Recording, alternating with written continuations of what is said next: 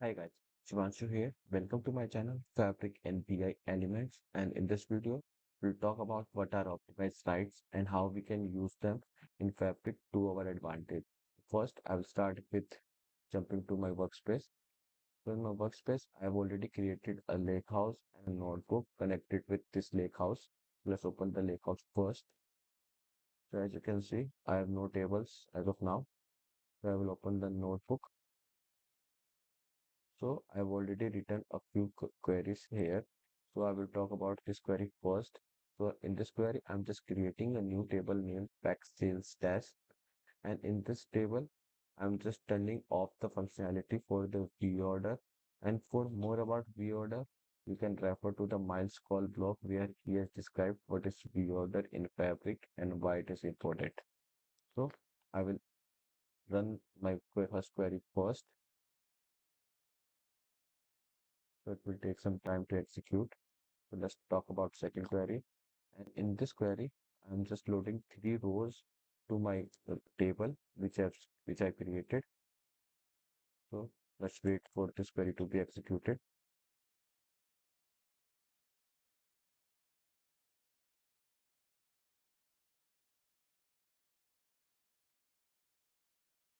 This query has been executed.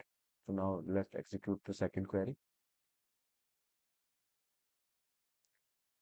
So this is done. And let's go back to our lakehouse. Let's refresh this. Now I can see the table here.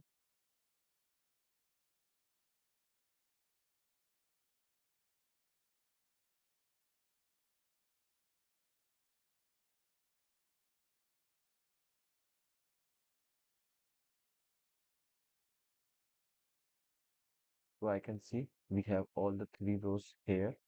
And as we know, with Fabric, we also have one lake where all the metadata and all the tables data is stored there. So let's open the one lake and see what is happening there. So this is my one lake. So let's sync this first. And all these are my workspace. And in this workspace, I'm currently working. Let's open this. And this is my current lake house. Let's open this. And in this, I have files, table maintenance, and tables folder. Let's open the tables folder first. And this I have the newly created table. Let's open this. So in this I can see a new Parquet file is created. So let's open this file. So as we can see, this has all the three rows which we have loaded using notebook, and this is these are the same rows which we have in our lake house. Yeah. So now what has happened for that particular operation in which we have loaded three rows, a new Parquet file is created. And now let's execute our another queries. So let's execute this query. So in this query, I'm just loading one row. So let's wait for this query to be executed. So this is executed. Let's execute second query. And in this query also, I'm just loading one row. And now let's see in our lake house what we have. So let's refresh this.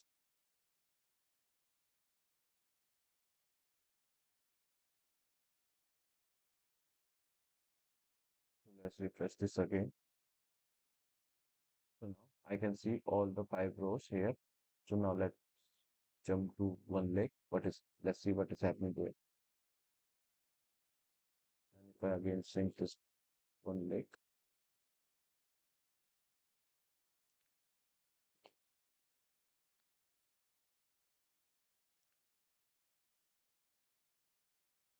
and in the one lake, we have two new Parquet file here. So let's open this file. So as you can see, there is only one row.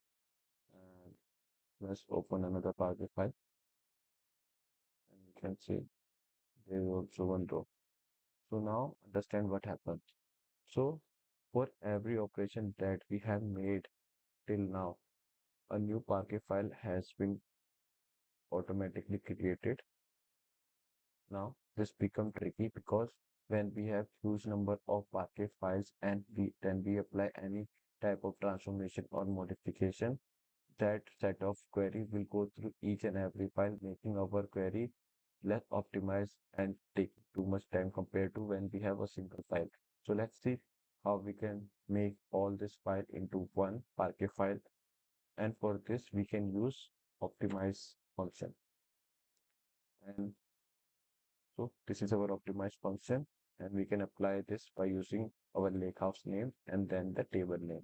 So let's apply this.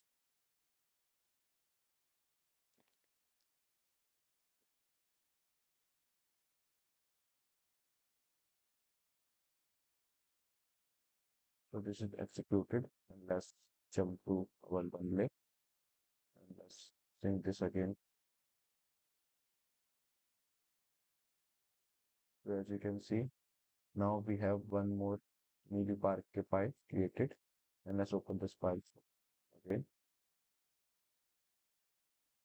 So now in this Parquet file, we have all the 5 rows of the previous Parquet files here. So now what has happened when we run the execute command, then all the previous Parquet file has been compiled into a single Parquet file. And in this file, we can run all our modification writing operations, and that operation will go through this single file, making our query much more effective and less time consuming. And if we dig deep into this, we have also delta log folder. Let's open this. And if we open our latest file, we can see we have two columns, remove and add. So in remove, we have all the part to the previous Parquet file, which is now removed from the referencing. And in the add column, we have part to the newly created Parquet file. And in the future, every operation will refer to this Parquet file. Now, because we have only one Parquet file to deal with, this can make our queries much more optimized and less time consuming. So this is how you can make your tables optimized for writing and modification queries in Fabric. Thank you.